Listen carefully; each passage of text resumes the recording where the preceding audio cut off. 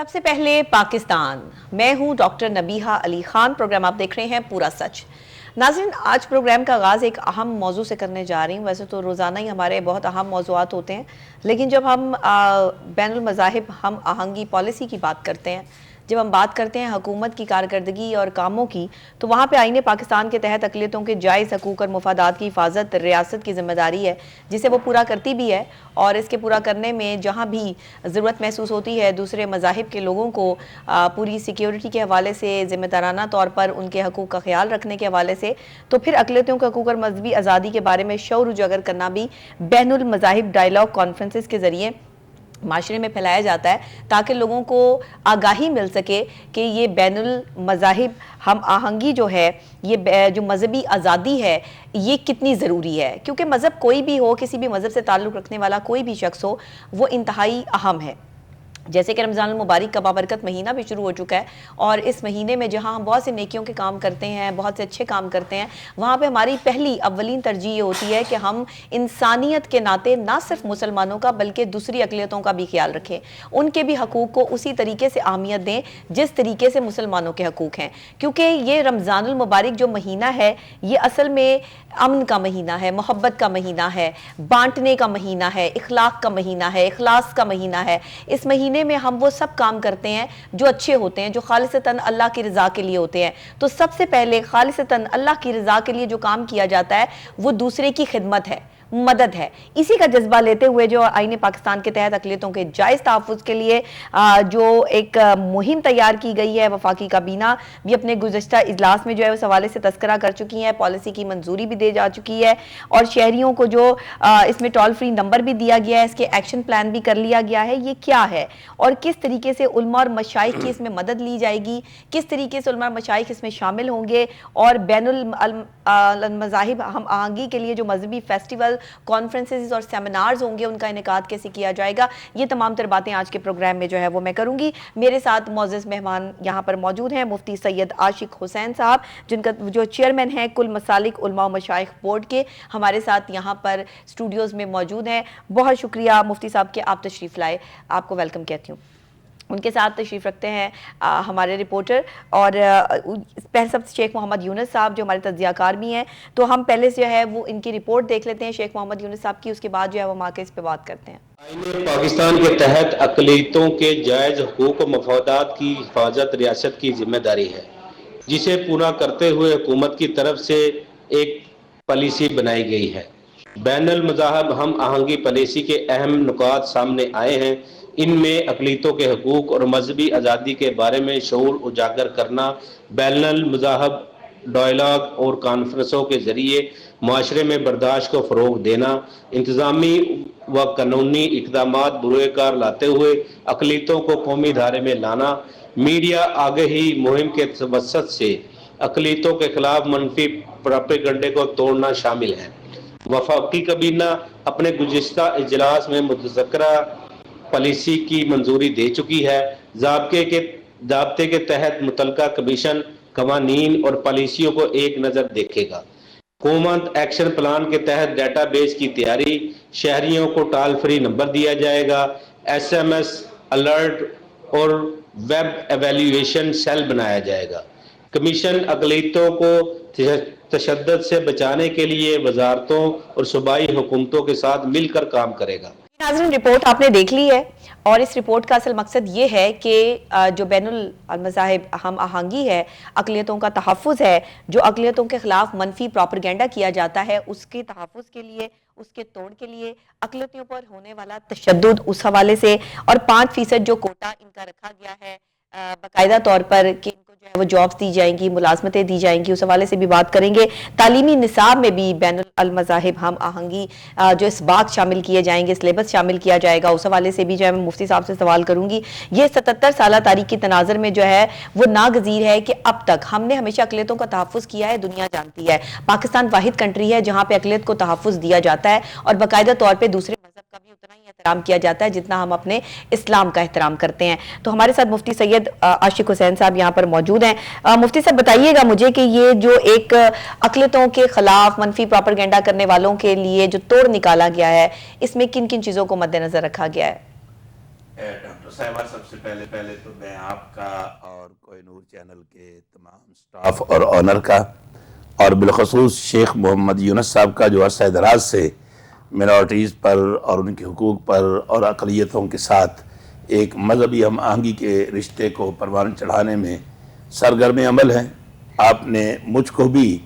اپنے اس پروگرام میں مدعو کیا، میں آپ کا شکریہ ادا کرتا ہوں. بعد از تشکر کے ناظرین، ہم چلتے ہیں اللہ کے پاک کلام میں،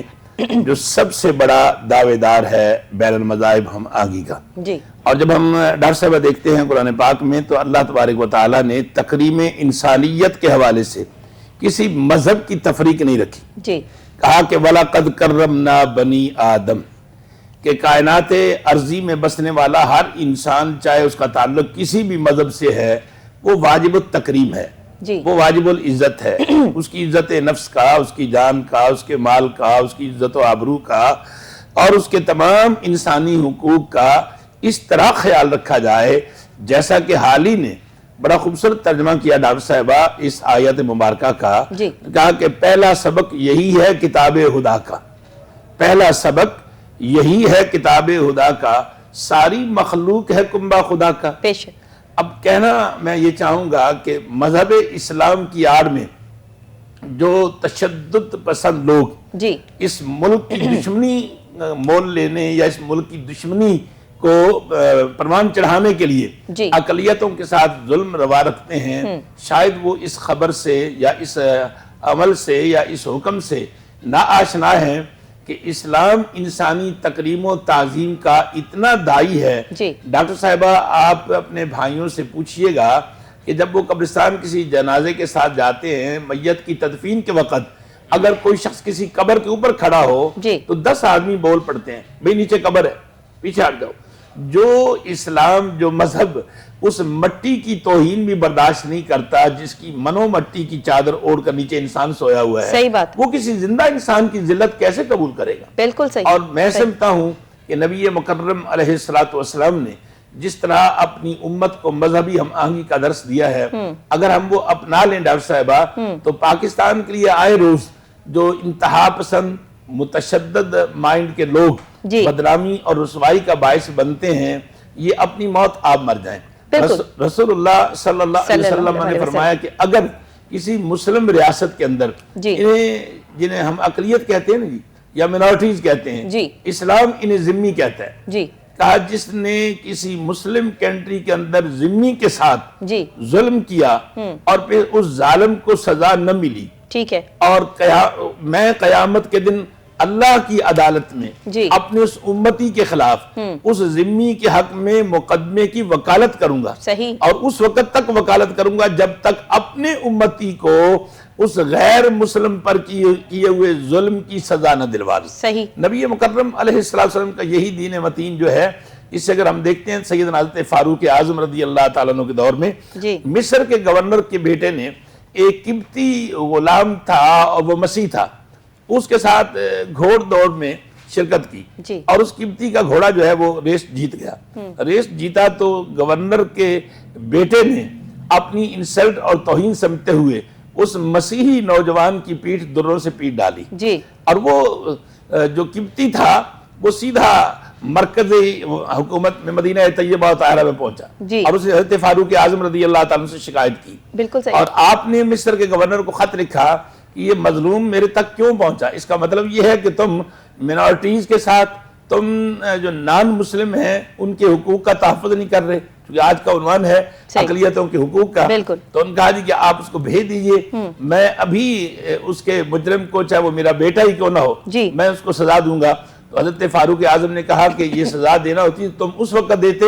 اب یہ سزا میں دوں گا. اور اسی قبطی کے ہاتھ میں درہ پکڑایا گیا اور گورنر کے بیٹے کی پیٹھ کو ننگا کیا گیا، اور اس مسیح نوجوان کو کہا کہ جتنے درے اس نے تجھے مارے ہیں اس سے 4 درے تم زیادہ مارو تاکہ دوسروں کے لیے یہ شخص وجہ عبرت بن جائے. جب درہ اس قبطی کے ہاتھ میں پکڑایا گیا تو اس کی آنکھوں میں آنسو تھے ڈاکٹر صاحبہ، اور لبوں پہ تبسم تھا. اس نے کہا کہ میں نے سنا تھا کہ مذہب اسلام اقلیتوں کے حقوق کا محافظ ہے اور دائی ہے، مگر میں نے آج پریکٹیکل دیکھا دیکھ بھی ہے لیا۔ کہ واقعی بالکل صحیح۔ اسلام جتنا اقلیتوں کے حقوق کا پہرا دیتا ہے، تحفظ دیتا ہے، شاید دنیا کا کوئی اور مذہب ایسی مثال پیش کرنے سے قاصر ہو۔ بہت آسان ہوتا ہے مفتی صاحب، کسی بھی دوسری اقلیت پر جو ہے وہ ناموس رسالت کے حوالے سے یا قرآن پاک کے حوالے سے جو ہے وہ کوئی بھی بات کر دینا یا رکھ دینا۔ بہت سارے واقعات تو ایسے ہوئے کہ وہ حقیقتاً تھے بھی، ان کے پیچھے جو ہے وہ کچھ سچائی بھی موجود تھی، لیکن یکدم اشتعال میں آ کے کسی کا بھی قتل کرنا یا کسی کو بھی خود سے سزا دینا یا قانون ہاتھ میں لینا، کیا اسلام اس کی اجازت دیتا ہے؟ کیا یہاں پر کسی بھی تاریخ میں ہمیں کوئی ایسی چیز ملتی ہے کہ خدا نہ خواستہ اگر آقا دو جہاں حضرت محمد مصطفیٰ صلی اللہ علیہ وآلہ وسلم کے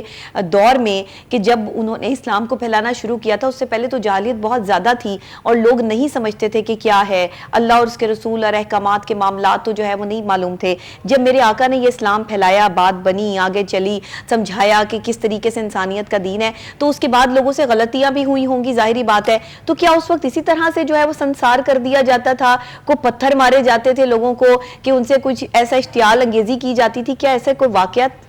کر سکتے ہیں؟ ذرا پلیز اس کی ذرا تصدیق کر دیں۔ ڈاکٹر صاحب، پہلی بات تو یہ ہے کہ اسلام انسانی حقوق کے تحفظ کے لیے ایک مضبوط قوانین کا مجموعہ ہے، بالکل صحیح۔ اور ان قوانین پر عمل داری جو ہے وہ کسی مظلوم کا حق دلانے اور ظالم کو آئندہ ظلم سے روکنے کے لیے جی ان قوانین پر عمل کیا جاتا ہے۔ بالکل صحیح۔ ان قوانین کی صورت میں کسی پر ذاتی اناد کی بنیاد پر یا اپنے ذاتی غم و غصہ کے یا مفاد کے طور پر کسی پر ظلم روا رکھنا، یہ صریحاً ظلم ہے اور اسلام اس کا داعی نہیں۔ جی مگر جہاں اسلام نے سخت قوانین کا اب زندہ مثال ڈاکٹر صاحبہ دیکھ لیجئے، محترم شیخ محمد یونس صاحب، آپ پوری دنیا کا وزر کر لیجئے، سب سے زیادہ انسانی قتل کی جو کم ریشو ہے وہ سعودی عربیہ کے اندر ہے۔ جی کیوں ہے؟ کہ وہاں یہ قانون موجود ہے کہ من قتل فکأنما قتل الناس جميعا۔ اب یہاں میں لفظ ایک الناس کہوں گا، یہاں قتل المسلم نہیں کہا گیا کہ جس نے کسی مسلمان کا قتل کیا اس نے ساری کائنات کی انسانیت مسلمان کا لفظ استعمال نہیں ہے، بلکہ اللہ نے کہا جس نے کسی ایک انسان کا قتل کیا، بالکل وہ ایسا ہے جیسے کائنات کی دھرتی پہ جینے والے تمام انسانوں کا اس نے قتل جیسا ارتکاب کیا ہے۔ مطلب کلیئر ہو گیا، اللہ نے ایک جملے میں کلیئر کر دیا اس بات کو کہ انسانیت کے قتل کی بات ہو رہی ہے، مسلمان کے قتل کی یا غیر مسلم کے قتل کی بات نہیں ہے۔ تو تعظیم انسانیت سے لے کر انسانی جان کے تحفظ تک اسلام کے دامن میں جتنی نرمی ہے اور جتنی گنجائش ہے، اگر ہم اس پہ عمل کرتے تو آج اقلیتوں کے لیے ہمیں آرڈیننس لانے کی ضرورت نہ پڑتی۔ پاکستان ڈاکٹر صاحب جب بنا ہے تو مجھے یہ کہتے ہوئے کوئی آر نہیں کہ آج جو پنجاب ہے نا جی، یہ پنجاب مسیحوں کا ہی تو مرہون منت ہے۔ میں نے ڈاکٹر صاحبہ گورنر ہاؤس کے اندر جب ہمارے پہلے گورنر تھے تو ان کی موجودگی میں ایک کتاب ڈاکٹر نیتھینیل نے لکھی کہ پاکستان کی تعلیم و تعمیر میں مسیحوں کا کردار۔ اس کتاب کی تقریب رونمائی تھی اور میری بھی وہاں ڈیبیٹ تھی، تو میں نے گورنر صاحب کو مخاطب کر کے کہا، میں نے کہا گورنر صاحب اگر مسیحوں کا اس وقت ووٹ نہ ملتا قائد اعظم صاحب کو تو آج مشرقی پنجاب کی طرح آپ کسی بڑے سکھ کے مزارے ہوتے اور میں کسی بڑے مستری کے پیچھے مزدور ہوتا۔ اور جب قائد اعظم محمد علی جناح علیہ رحمہ نے ایس پی دیوان سنگھا صاحب کو کہا جو اس وقت سپیکر تھے پنجاب اسمبلی کے کہ ووٹ مسلم لیگ کے اور کانگریس کے ایکول ہو گئے ہیں اور ہمیں ایک ووٹ کی ضرورت ہے، تو وہ مسیحی تھا جس نے کہا تھا کہ محترم جناح صاحب میں ایک نہیں بلکہ 2 ووٹ دوں گا، ایک پنجاب اسمبلی کے ممبر کی حیثیت سے اور ایک سپیکر کی حیثیت سے۔ تو ڈاکٹر صاحبہ وہ 2 ووٹ تھے جو آج اس پنجاب کو پاکستان کا حصہ بنا گئے۔ لہذا اگر ہم نے اس وقت سے ہی اپنے نصاب کے اندر مسیحوں کے کردار کو اور دیگر وہ لوگ، ان لوگوں کا بھی کردار بڑا عظیم کردار ہے جنہوں نے ہجرت نہیں کی، جنہوں نے پاکستان کو ہی اپنا مرنا جینا اوڑھنا بچھونا بنا لیا، جن کو خاندانوں کے خاندان جو منارٹی سے مثال کے طور پہ ہندو اور سکھ، کتنے لوگ پاکستان چھوڑ کر چلے گئے، مگر جو پاکستان میں رہ گئے وہ پاکستان کے وارثان میں سے ہیں، وہ پاکستان کے حقدار ہیں، وہ پاکستان کے کرایہ دار نہیں ہیں۔ ہمیں ان کے حقوق کا اسی طرح خیال کرنا ہے جس طرح ایک مالک مکان دوسرے مالک مکان کا خیال اور احساس کرتا ہے۔ صحیح. اچھا مجھے یہ بتائیے گا یونس صاحب کہ یہ اقلیتوں کے خلاف جو منفی پروپیگنڈا ہمارے پاکستان میں تو بہت کم نظر آتا ہے, اور اگر کبھی کہیں کوئی ایسی چیز ہو بھی جاتی ہے, کوئی واقعہ ہو جاتا ہے, تو بین المذاہب ہم آہنگی کے حوالے سے جو کانفرنسز کی جاتی ہیں, جو میڈیا کے حوالے سے اویئرنیس دی جاتی ہے, یہ بہت کاؤنٹ کرتی ہے کہ لوگوں میں اویئرنیس اس بات کی آتی ہے. آپ کیا سمجھتے ہیں کہ بین المذاہب ہم آہنگی کی کانفرنسز کتنی امپورٹنٹ ہیں, لوگوں کو بتانا کتنا جو ہے وہ اہم ہے؟ کیا ہم اتنے مطلب بچے ہیں, چھوٹے معصوم لوگ ہیں کہ ہمیں جو ہے وہ دوسرے کے حق کی بات کرنی ہمیں بتانی پڑتی ہے, سمجھانی پڑتی ہے؟ چھوٹی سے چھوٹی چیز بھی جو ہے وہ ہم بتائیں گے تو لوگوں کو سمجھ میں آئے گی, یہ تو نارملی پتہ ہونا چاہیے لوگوں کو. جی ڈاکٹر صاحبہ, اس میں اگر ہم اس کو بڑا ڈیپلی جا کے اگر دیکھیں, اس قانون کی ضرورت تو ہر ملک میں محسوس کی جاتی ہے. جی بالکل. ہمارے یہاں جو اقلیتیں ہیں, جو دوسری کمیونٹیز ہیں, جی وہ میرا اپنا پوائنٹ آف ویو ہے, وہ میرے خیال میں پہلے ہی بہت زیادہ محفوظ ہیں. محفوظ ہیں ایگزیکٹلی. ہاں, ایز کمپیئر ٹو اگر ہم اگر اب دیکھیں, اگر ہم کمپیریزن کر لیں, یورپ سے کمپیریزن کر لیں, جی اب یہاں آپ کسی بھی علاقے میں چلے جائیں, اب سکھ کمیونٹی ہے, اب دیکھیں یہ موجودہ جو ہماری گورنمنٹ ہے یہ کس طرح ان کو فیسیلیٹیٹ کر رہی ہے, کس طرح ان کو پروٹوکول ملتا ہے. اگر اس کے کمپیئر کریں ہم انٹرنیشنل کمیونٹی کے ساتھ, جی تو ابھی بھی جو مسلمانوں کے ممالک میں اقلیتوں کو حقوق مل رہے ہیں وہ مسلمانوں کو ان کے ممالک میں نہیں ملتے. جی ابھی وہ ہم نے دیکھا ہے, ابھی یورپ کا ایک ملک ہے سلوواکیہ اس کے نام سے, جی سلوواکیہ ایک ملک ہے, جی اس ملک میں پوری کنٹری میں کوئی مسجد نہیں ہے. ٹھیک ہے. وہاں کے مسلمان جو ہے نا کوئی نماز نہیں ادا کر سکتے, اذان نہیں دے سکتے. اگر کمپیریزن کریں اس طرح فرانس میں دیکھ لیں, کسی آپ پبلک پلیس پہ اپنی جو ہے نا وہ کوئی اگر آپ کی نماز کا ٹائم ہو گیا نہیں کر سکتے. اس طرح بہت ساری چیزیں ہیں. مسلمان اب برما میں دیکھیں کتنا ظلم ہوا مسلمانوں کے ساتھ, وہ کشمیر میں دیکھیں ظلم ہو رہا ہے. اگر کمپیئر کیا جائے انٹرنیشنل کمیونٹی کے ساتھ, تو پاکستان میں آلریڈی جو ہماری جو کمیونٹیز ہیں, اقلیتیں ہیں, تو وہ بہت زیادہ محفوظ ہیں. لیکن ان چیزوں کا ہونا چاہیے, ان چیزوں کا جو موجودہ جو وفاقی کابینہ نے یہ بل پیش کیا ہے کہ ایک ٹول فری نمبر بنے گا, اور جو ہے نا باقی چیزیں جو بھی ہوں گی وہ ایک پورا بورڈ ہوگا, تو اس کی ضرورت اس لیے محسوس کی گئی ڈاکٹر صاحبہ کیونکہ اس کو ایز اے ویپن استعمال کیا جاتا تھا. جی بالکل ٹھیک ہے. اب کسی کی دشمنی ہے, ہم نے وہ پچھلے دنوں میں کچھ ایسے واقعات دیکھے ہیں, کسی کی کوئی ذاتی ناد یا دشمنی چل رہی ہے, اس کو پھر وہ مذہبی رنگ دیا جاتا تھا. تو اس چیز سے جو ہے نا میرے خیال میں ان چیزوں کو اس کی حوصلہ شکنی ہوگی, اور اس سے جو ہے نا بہت ساری چیزیں وہ کورڈ اپ ہو جائیں گی. تو لیکن ڈاکٹر صاحب ہمیں آپ کے پروگرام کے توسط سے جو بھی ہم نے یہاں کیا ہے, پاکستان میں تو ماشاءاللہ بہت زیادہ جو ہے نا وہ کو امپلیمنٹیشن ہوئی ہے, لیکن ہمیں یہاں یہ بھی آواز اٹھانی چاہیے کہ جہاں انٹرنیشنل کمیونٹی کو یہ دیکھنا چاہیے جس طرح پاکستان میں اقلیتیں محفوظ ہیں, اسی طرح دوسرے ملکوں میں مسلمانوں کا اصل میں بیسک تو آواز یہ اٹھانی چاہیے کہ مسلمانوں کو محفوظ کرو. آپ جو ہے وہ برما میں دیکھیں, آپ جو ہے وہ سیریا میں دیکھیں, آپ کہاں جو ہے وہ غزہ میں دیکھیں کس طرح مسلمانوں کا قتل عام جو ہے وہ کیا جا رہا ہے, کہاں مسلمان جو ہے وہ اس دکھ اور تکلیف کا اور اس موت کا شکار نہیں ہے اور ان کو جو ہے وہ شہید نہیں کیا جا رہا. بھارت میں دیکھیں کس طریقے سے جو ہے وہ ان کی حق خود ارادی جو ہے وہ چھینی جاتی ہے. تو بیسیکلی دوسری اقلیتوں کو پاکستان تو تحفظ دے رہا ہے, پر پاکستان کے مسلمانوں کو, اسلام کو ماننے والوں کو کس نے جو ہے وہ تحفظ دیا؟ مفتی صاحب کیا کہیں گے اس حوالے سے؟ ڈاکٹر صاحب ماشاءاللہ آپ کا بڑا اچھا کویسچن ہے کہ بہت سارے ممالک ایسے ہیں جہاں مسلمان بطور اقلیت کے ہیں اور ان کے حقوق نہیں ہیں اور ان کے حقوق سلب کیے گئے ہیں. بالکل. مگر بہت سارے ممالک ایسے بھی ہیں جہاں مسلمانوں کو مکمل آزادی حاصل ہے, اور جہاں مسلمانوں کے حقوق پائمال ہو رہے ہیں اس کے لیے لامحالہ ایک انٹرنیشنل ادارہ ہے جسے ہم UNO کہتے ہیں, اقوام متحدہ کہتے ہیں, جو سنتا ہی نہیں ہے. اور ایسا سنتا نہیں ہے کہ آپ دیکھیے کہ 13 مہینے انسانیت کے لیے بننے والا ادارہ جو ہے وہ تمام انسانوں کی سن رہا ہے لیکن مسلمانوں کی نہیں سن رہا. یہ کیا بات کہہ رہی ہیں کہ 13 ماہ تک مسلمانوں کا جس طرح غزہ کے اندر قتل عام ہوا ہے, جس طرح انسانی اخلاقی قدروں کے جنازے اٹھے ہیں, آج دیکھیے کہ جنگ کے دوران بھی قوموں کے کوئی اصول ہوتے ہیں, ہاسپٹل محفوظ ہوتے ہیں, بچے محفوظ ہوتے ہیں, جی خواتین جنگ کے بھی محفوظ اصول ہوتے ہیں مفتی صاحب, بالکل صحیح فرمایا مگر آپ نے. غزہ کے اندر بالکل صحیح. نہ بچوں کو چھوڑا گیا, 15,000 بچوں کا قتل عام ہوا ہے, نسل کشی کی گئی ہے, اور 18,000 خواتین کا قتل, وہ جو حاملہ تھیں, جو بچوں کی مائیں بننے والی تھی, ان کو چن چن کے مارا گیا, اور اتنا قتل عام ہوا ہے کہ ویٹیکن کے اندر بیٹھے ہوئے 2.5 ارب مسیحی انسانوں کے مذہبی پیشوا بھی چیخ اٹھے, اور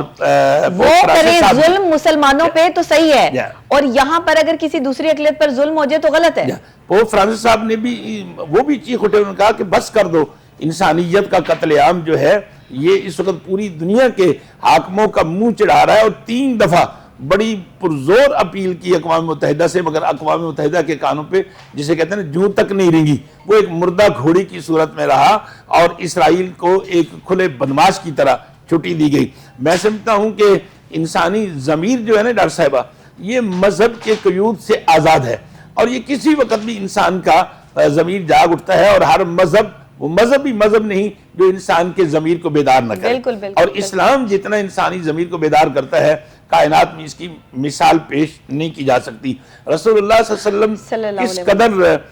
منارٹیز کے حقوق کا پیرا دینے کی اپنی امت کو حکم اور دست دے گئے ہیں, اور جس کی میں کہوں گا پاکستان ایک کما حقوق خوبصورت منظر پیش کرتا ہے. ابھی آپ پاک فوج کو لے لیجئے, پاک فوج ایک بین المذاہب ہم آہنگی کا خوبصورت آئیڈیل رول ہے, اور اس لیے کہ میجر جنرل جولین معظم اس وقت حاضر سروس میجر جنرل ہیں, اور پاکستان کی عسکری پوزیشن میں ایک انتہائی حساس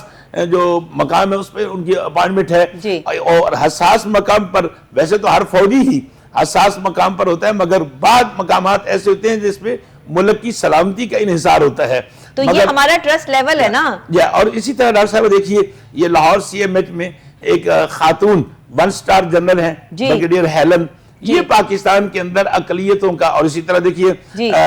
رمیش سنگھ اروڑا, پاکستان کے صوبہ سب سے بڑا صوبہ پنجاب ہے, اور اس کے منسٹر ہیں. یعنی پاکستان کے اندر جس طرح اقلیتوں کو عزت دی جاتی ہے, تحفظ دیا جاتا ہے, اور یہ کوئی ان پر احسان نہیں ہے, وہ اس پاکستان کے مالک ہیں, اس پاکستان کے حقدار ہیں. رسول پاک علیہ السلام نے مذہبی ہم آہنگی کے حوالے سے, شیخ صاحب آپ کریم نے فرمایا کہ میرا بدترین دشمن یہودی ہے, اور انہوں نے کئی بار رسول اللہ علیہ وسلم کو قتل کرنے کی بھی ناپاک سازشیں کی. فرمایا کہ اے میرے امتی, تیری رات سجدے میں بیتے, اور میرے دشمن کے بچے تیرے پڑوس میں بھوک سے بلکتے رہیں, تو میرے اللہ کو تیرے سجدوں کی کوئی ضرورت نہیں, اور ان سجدوں سے بہتر تھا کہ تو اس کے بھوکے بچوں کو کھانا کھلاتا. یہ ہے مذہبی ہم آہنگی, یہ انسانی اخلاقی قدروں کی ضرورت کا پیرا دینا جو صرف اسلام کے اندر موجود ہے. اور پھر یہاں تک دیکھیے نا جی, مذہبی ہم آہنگی کے لیے قبلہ شیخ یونس صاحب ہمیں اسلام جو راہ دیتا ہے, اللہ کا قرآن, اللہ کے نبی علیہ السلام پر جو قرآن نازل ہوا ہے نا ڈاکٹر صاحبہ, اس میں کم و بیش 356 مرتبہ لفظ کل آیا ہے, جیسے کل هو اللہ احد, کل اعوذ برب الفلق. ناظرین, اور اس کا معنی یہ ہے کہ محبوب بات میری ہے, زبان تیری ہے, یہ میری بات تو میرے بندوں سے کہہ دے, اور وہ جو بات اللہ کی ہے نا جی کہ میرے بندوں سے کہہ دے, اس میں سے ہم ایک آیت آج کے اس عنوان کے حوالے سے, اقلیتوں کے حقوق اور مذہبی ہم آہنگی کے حوالے سے, اللہ نے کہا محبوب نے کہیے, کل یا اہل الکتاب, اے اہل کتاب, تعال. آج بھی عربی زبان میں کسی کو بلانا ہو نا جی ڈاکٹر صاحبہ, کہتے ہیں شیخ تعال, تو قرآن کہتا ہے تعالو, اے محبوب انہیں کہیے آ جائیں, الہ کلمت سواء بیننا و بینکم, ریاست کو, ملک کو, اسٹیٹ کو امن کا گہوارہ بنانے کے لیے. ہم میں جو چیزیں مشترکات ہیں ان پر ہم مل بیٹھے, ہم ان پہ مل بیٹھے, اور جن چیزوں پہ اختلاف ہے انہیں ہم باہم مشاورت کے ساتھ سلجھائیں, نہ کہ ایک دوسرے کے گلا کاٹ کر. بہت شکریہ مفتی سید حسین صاحب آپ کا, مشکار کریں جی. جی مفتی سید عاشق حسین صاحب آپ کا بہت شکریہ, چیئرمین کل مسالک علماء مشائخ, وہ ہمارے ساتھ جو ہے میرے پروگرام میں جو ہے وہ موجود رہے, اور بڑی اہم جو ہے وہ ٹاپک پہ ہم نے ڈسکشن کی. جہاں تمام اقلیتوں کے تحفظ کی بہت ضرورت ہے, وہیں پر ہمیں ضرورت اس چیز کی بھی ہے کہ ہم نے خود کیا کرنا ہے. شیخ محمد یونس صاحب آپ کا بھی بہت شکریہ.